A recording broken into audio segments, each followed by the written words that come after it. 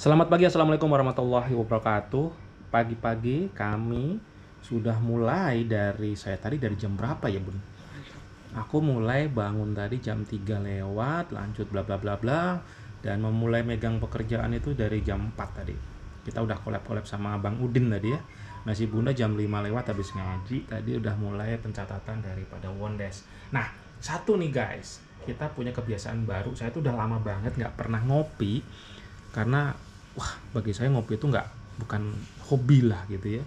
Saya dulu ngopi-ngopi kadang-kadang pas di kampung zaman dulu, gula aren pakai kopi pahit, gulanya digigit. Nah pada saat kali ini saya tuh baca-baca segala macam bahwa ternyata kopi itu bagus juga buat jantung katanya. Tapi gimana caranya kopi buat jantung bagus plus makin jos gitu. Nah saya menemukan saran kalau minumnya tuh dikasih VCO gitu lah. Coba nih si bunda nih yang lagi demen-demennya ngopi dan dia berubah, biasanya kopinya kopi susu, Kopassus, ternyata tidak disarankan karena kita di usia-usia udah 30 ke atas itu kudu wanti-wanti untuk kesehatan tentunya ya.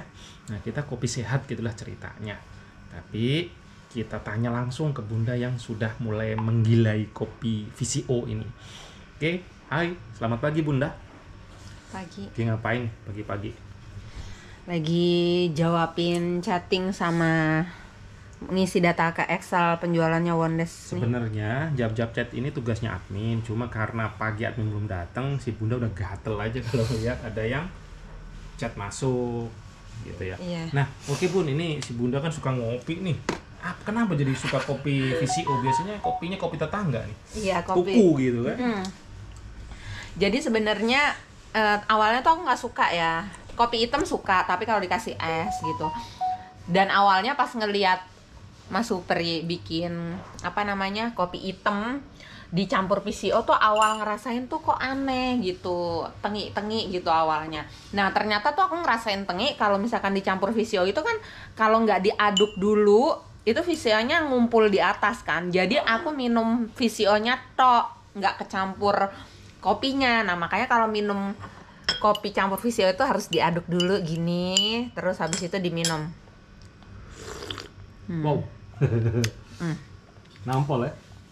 Jadi aku tuh udah jujur udah 85% nggak kepengen kopi tetangganya tuku. Aku udah cukup terpuaskan rasa nafsuku terhadap kopi dengan aku minum kopi hitam dicampur VCO. Rasanya itu aku kan suka kopi susu tetangganya tuku. Kenapa? Karena dia ada rasa pahitnya plus ada rasa susunya dikit gitu, cenderung ke pahit gitu. Ada gurihnya gitulah. Nah, ini nggak kalah. Jadi aku karena dicampur VCO ini, jadi ada timbul rasa gurihnya. Dan kalau emang menyatu di mulut kita tuh rasanya jadi kopinya kerasa pahit tapi ada rasa gurihnya dari VCO. Jadi seakan-akan kita minum kopi susu tapi yang healthy gitu. Dan jujur aku suka bermasalah sama itu ya. Suka bermasalah sama buang air besar. Tapi pas semenjak aku minum ini nih, aku jadi lancar. Jadi aku ngerasa pencernaanku lancar gitu. Jadi dulu pas bunda ini termasuk yang kalau ke WC, ke kamar mandi itu buang air besar itu nggak rutin gitu guys. Nah setelah minum VCO sekarang rutin tiap hari gitu ya. Jadi karena sebenarnya bunda itu nggak suka yang namanya sayur-sayuran, rada kurang suka lah, susah gitu. Nah sekarang tergantikan dengan minum VCO. Karena apa? VCO ini yang saya dapat katanya itu termasuk lemak baik. Nah gimana VCO? VCO ini saya buat sendiri guys. Saya marut kelapa di tukang kelapa kemarin itu 10 biji 100.000. Terus saya diamkan selama semalam, bahkan lebih kemarin karena waktu saya agak sibuk, saya diamkan sampai 2 malam kemarin tuh. Nah itu kan terpisah tuh antara air dan minyaknya. Sudah saya masukin freezer sekalian biar ini saya ambil, terus tinggal saya saring jadi air saya buang, VCO-nya saya ambil. Dan kalau saya buat sendiri VCO itu nggak begitu jernih ya bun. Iya. Karena kemarin saya pernah agak kusem. Agak-agak kusem tapi lebih enak daripada. Nah tapi rasanya lebih maknyus nih. Warnanya itu nggak clear. Coba bandingkan yang kita beli bun. Yang ini enak banget. Ini warnanya tuh nggak clear banget, nggak sejernih yang Kalau saya beli nih, Nanti di itu ya kasihan yang jual ini. Coba di ininya. Ini, oke. Ini VCO yang beli nih. Ini saya beli 70.000, 50 segini. mili, 50, Enggak, 500 mili. 500 mili. Nah, ini ada rasanya, tapi nggak segurih bikin sendiri. Ini jernih, tapi rasanya kurang nendang. Kalau yang ini rasanya jos. Jadi ini bikin kopinya gurih ya? Iya, bikin kopi gurih. Kayak serasa kita minum kopi susu, tapi ini versi healthy-nya. Nah, ini buatan gitu. Sendiri. Ini saya beli. Nah, akhirnya apa ini? Sini saya buat blonyo kadang, buat kulit, buat rambut saya gitu. Iya. Tapi ini yang dikonsumsi. Akhirnya saya nggak pakai untuk minum. Yang ini yang saya buat sendiri buat minum. Jadi teman-teman untuk bikin VCO gampang sih. Gimana caranya ya tinggal nanti kalau mau ada yang pengen tahu, ada saya buat videonya juga di link YouTube saya ini ya. Wis Bunda minum kopi jos. Nah, kopinya kopi apa nih? Kopi robusta ya. Saya beli di Kopro, harganya itu sekarang 90 apa 120 gitu per kilo. Nah, pokoknya kopi yang premium lah. Saya pokoknya minta dari Papua apa kemarin? Bukan, Sumatera. Sumatera ya. Pokoknya saya beli kopi yang termahal ada di Kopro, di toko itu gitu. Dan satu lagi ya, teman-teman. Jadi semua semua teman aku, semua orang yang kenal aku tuh kalau aku minum teh, minum kopi, segala sesuatu yang mengandung kafein tuh pasti asam lambungku agak naik, terus aku harus ada hantaman makanan gitu kan. Nah, ini semenjak aku minum ini, aku tuh nggak takut pagi-pagi minum kopi. Dan aku nggak merasa lapar setelah itu. Mungkin karena ada unsur VCO-nya ini kali ya, mengandung lemak baik kali ya.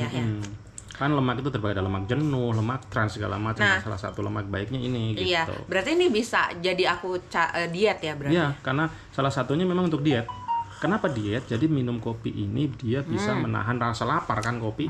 Plus kita ada namanya VCO itu. Ya, VCO tapi itu aku kalau minum kopi doang nggak ada VCO-nya, aku lapar pasti. Nah, VCO ini juga bisa, atau lah namanya glisterin. Glisterin itu saya kurang paham. Silahkan dicari guys. Nanti Bunda kalau coba cari bisa menjelaskan. Kita bikin video selanjutnya. Oke?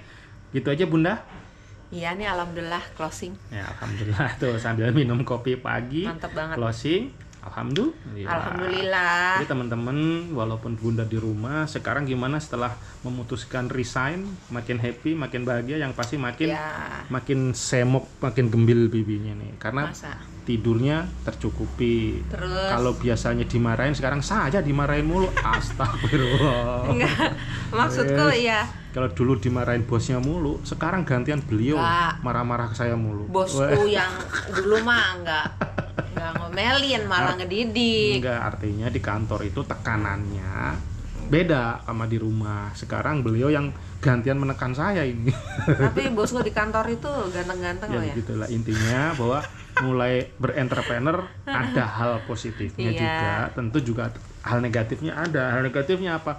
Ya, kita harus nggak ada libur ya. Iyalah, kalau lagi penjualan ngedrop gitu, ini kita mata tidur gitu, tapi sebenarnya tuh nggak nyenyak gitu loh. Maksudnya ada apa gitu. Cuman lagi-lagi kalau misalkan udah mulai kayak gitu, aku bisa tidur kalau berserah diri ke Allah gitu. Jadi selalu ada pelajaran. Iya, tapi ya nggak mungkirin namanya manusia itu pasti ada rasa kayak gitu. Misalnya ketika penjualan turun,